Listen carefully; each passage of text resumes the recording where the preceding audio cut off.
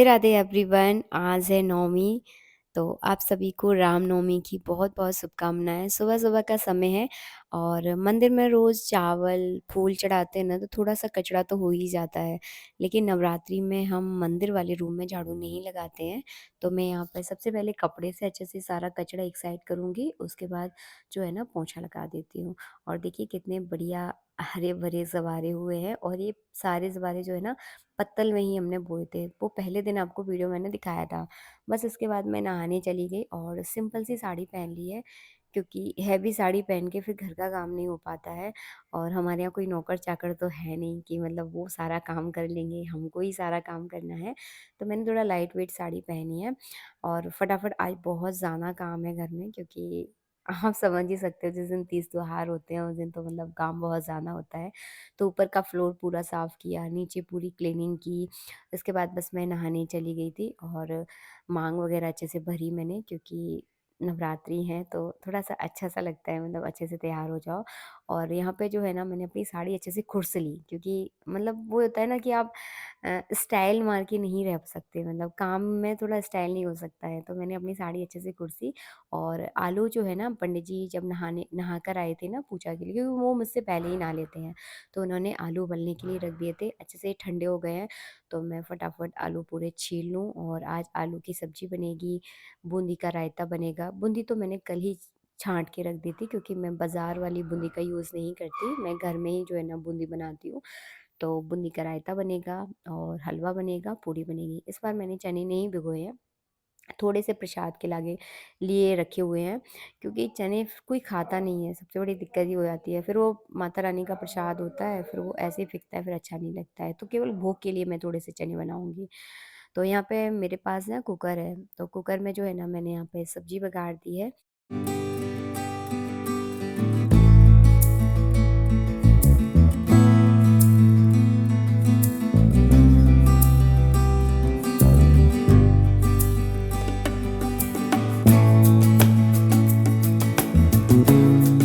Season में टमाटर बहुत अच्छे आते हैं, तो मैंने कम से कम 6 से 7 टमाटर जो है ना सब्ज़ी में डाले थे। बहुत बारीक-बारीक उनको काट लिया था। तो आलू टमाटर की सब्ज़ी बन रही है, साथ में ही जो है ना मैं यहाँ पे सूजी को भी भूंज रही थी, एकदम धीमी आँच पर, क्योंकि सूजी को भूनने में थोड़ा ज़्यादा टाइम लगता है। तब तक मैंने सब्ज़ी बघारूँगी, तब तक सूजी भून के तैयार हो जाएगी।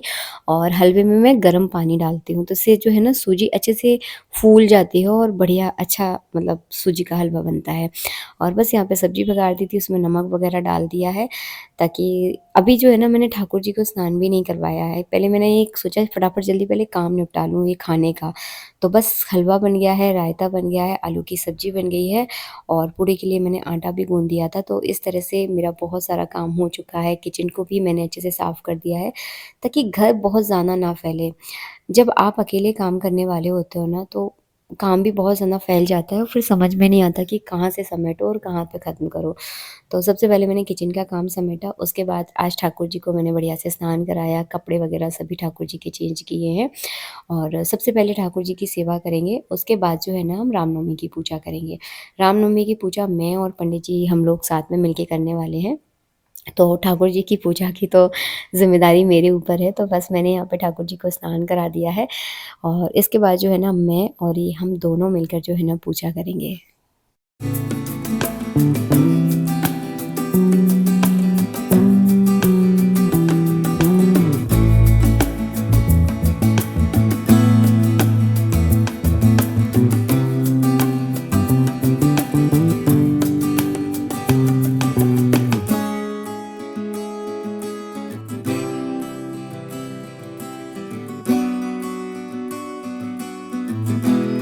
पंडित जी को आज रामायण का भी समापन करना है, सप्तशती का पाठ भी करना है, तो उनकी आज बहुत सारी पूजा है।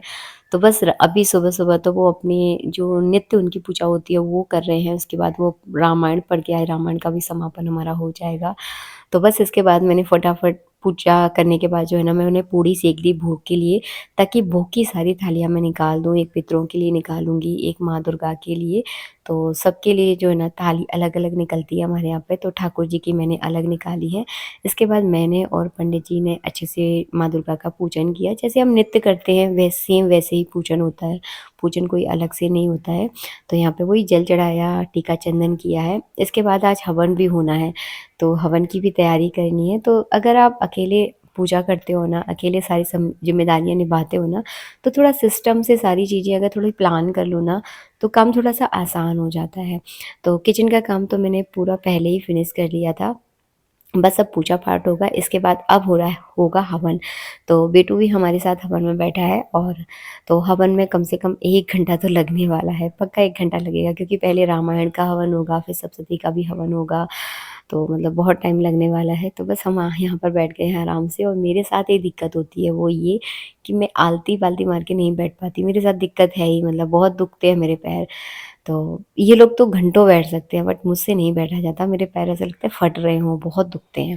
लेकिन जैसे-तैसे मतलब अच्छे से हवन हो गया, और हवन मतलब हवन बहुत ज़रूरी होता है। जब भी आप कोई 9 दिनों की पूजा, मैंने आपको बोला ना, एक अनुष्ठान की तरह होती है पूजा, तो इसमें हवन करना अनिवार्य है। तो वैसे तो अनुष्ठान के 5 नियम हैं। पहला नियम है ब्रह्मचर्य का पालन करना, दूसरा नियम ब्राह्मण भोजन कराना, तीसरा नियम पाठ जप करना, और चौथा नियम है हवन करना, और 5वां नियम है दान करना। तो दान बहुत ज़रूरी है, तभी एक अनुष्ठान जो है ना संपूर्ण माना जाता है। तो बस यहाँ पे हवन हो रहा है, और आप लोगों ने नवमी की पूजा कैसे की मुझे ज़रूर बताना। और हमारी तो बहुत सादा सिंपल है, मतलब इसी तरह से पूजा कर जैसे करते हैं वैसे ही आपको वीडियो में दिखाते हैं। कुछ अलग सा नहीं है कि आप लोगों के लिए हम कुछ अलग बनकर आएँ, ये हमसे नहीं हो पाता है। हम जैसे हैं ना वैसे ही आप लोगों के सामने आते हैं। तो बस इसके बाद ब्राह्मण भोज आज हमें करवाना था, तो ये हमारे भानैज़ हैं, हमारी बड़ी वाली नंद के बेटे हैं ये। तो कहते हैं ना कि कोई भी आप दान पुण्य करो तो भानैज़ से बढ़कर कुछ नहीं होता है, तो बस वही पास में ही थे तो उनको ही बुला लिया है। बस इसके बाद आरती का टाइम हो गया है, आप भी सब हमारे साथ आरती में शामिल हो जाएँ, और माँ दुर्गा आप सब पर भी कृपा करें।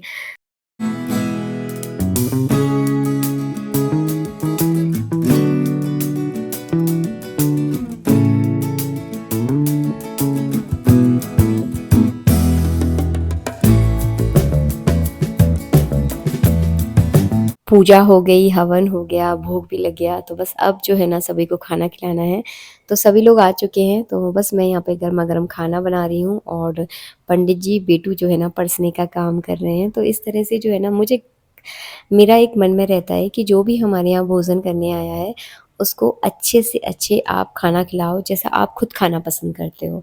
तो मैं सबके लिए यहाँ पे गरमा-गरम पूड़ियाँ सेक रही हूँ, और पंडित जी और हिरम की ड्यूटी लगी हुई है परसने में। तो इस तरह से जो है ना हमारा अ, काम जो है ना हो जाता है। वीडियो में ज़्यादा नहीं बना पाती हूँ, क्योंकि सभी लोग व्यस्त हो जाते हैं, तो फिर कैमरा कौन पकड़े। जितना बना सकती हूँ उतना जो है ना आप लोगों के साथ बस मैं शेयर कर रही हूँ। और आप लोगों की रामनवमी कैसी रही मुझे ज़रूर बताइएगा। हमारी तो बहुत ज़्यादा सिंपल सी रहती है, और क्या बाँटना है, क्या नहीं बाँटना है, ये सब मैं वीडियो में नहीं दिखाऊँगी। ये सब दान पुण्य है, क्या दिखाना, मतलब दिखावे के लिए थोड़ी ना बाँट रहे हैं। जिस पे जितना बनता है वो उस हिसाब से जो है ना दान पुण्य करता है। तो बस यही है, सबको खाना वगैरह सब खिला दिया था, सब लोग जा भी चुके हैं, बस 2-3 लोग रह गए थे। तो बस इस तरह का था, और हम लोगों को भी बहुत तेज़ भूख लग रही है, और बस अब हम लोग भी खाना खाएँगे। अभी 11:30 बजे का टाइम है, हाँ, 11:30 बज रहे थे। बेटू को भी बहुत ज़्यादा तेज़ लग रही थी भूख, और पूरे घर में धुआँ-धुआँ हो गया था, तो पूरे गेट, खिड़की वगैरह हमने सब कुछ खोल दी। और धुएँ से मतलब नहीं होता है, जो हवन का जो धुआँ होता है ना, ये एक अलग पॉजिटिविटी आती है घर में, एक अलग ही रौनक, अलग ही मतलब बहुत अलग माहौल होता है। मतलब शब्दों से शायद बयान ना कर पाऊँ, बहुत अलग चीज़ रहती है, तो हवन करना बहुत ज़रूरी है।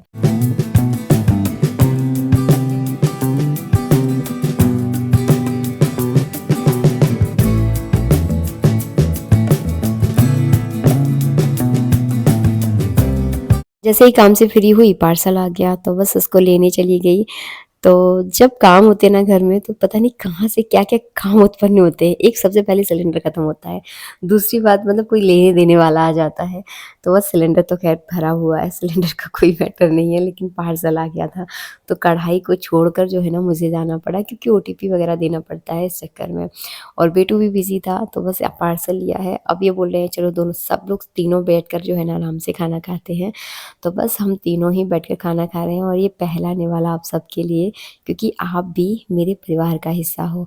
आप भी मुझे उतना ही प्रेम करते हो जितना मेरे परिवार वाले मुझे। तो बस ये निवाला आप लोगों के लिए। और बस यहाँ पे बहुत टेस्टी खाना बना था, तारीफ़ नहीं कर रही हूँ, सच में बहुत टेस्टी खाना बना था।